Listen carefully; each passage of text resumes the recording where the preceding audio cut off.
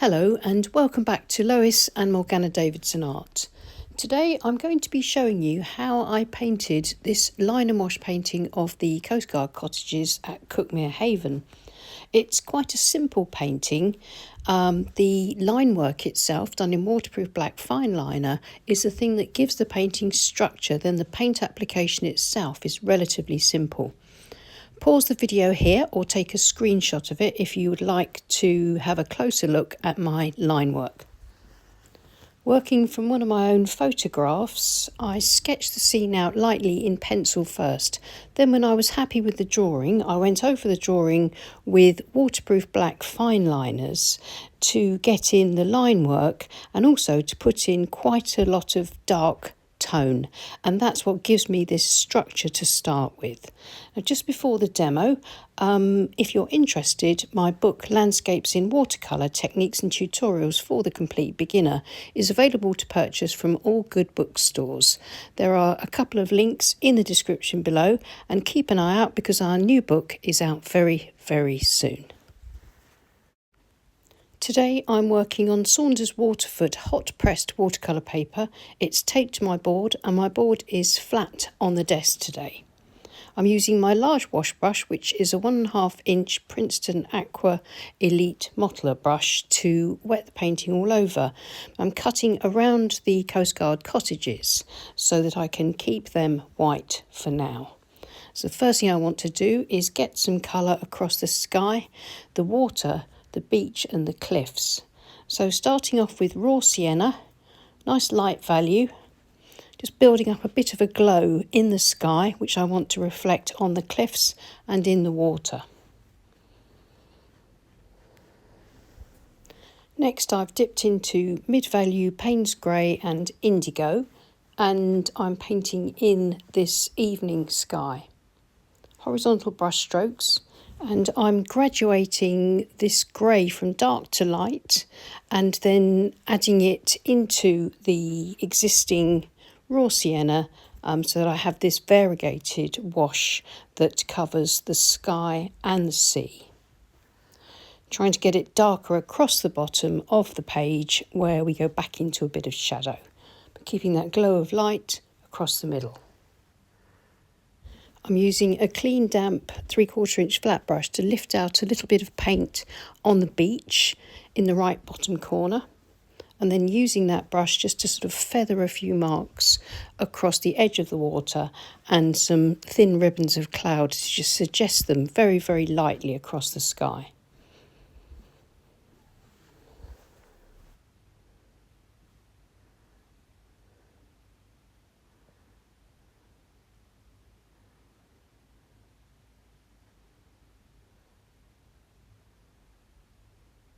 Then once I'm happy with the sky and the water, I can begin to put in just a little bit of colour into the landscape itself.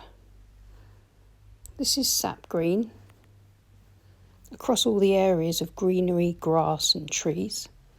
I'll just drop in a bit of burnt sienna and some raw sienna as well, and then pick out some other colours to mix up some nice greys and begin to work across the buildings, the cliffs and the sea wall.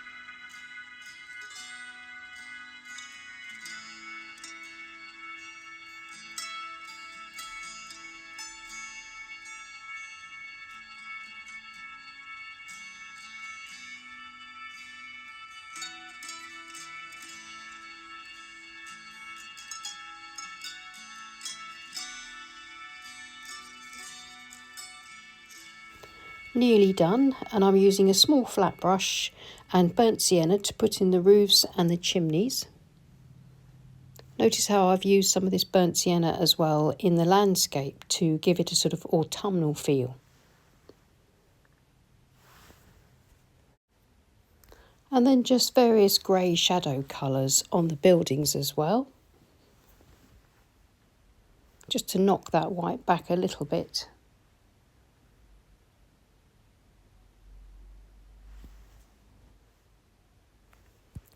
Then just adding a few finishing touches, maybe deepening a little bit of tone here and there, subtly.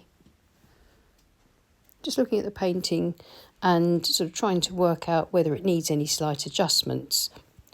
I think one of the reasons these sorts of paintings are so beginner friendly is it's really good practice to practice your drawing skills, because the line work at the beginning gives you the structure, and then you can be almost as loose as you like, filling in the paintwork, or as detailed as you like if you prefer that style.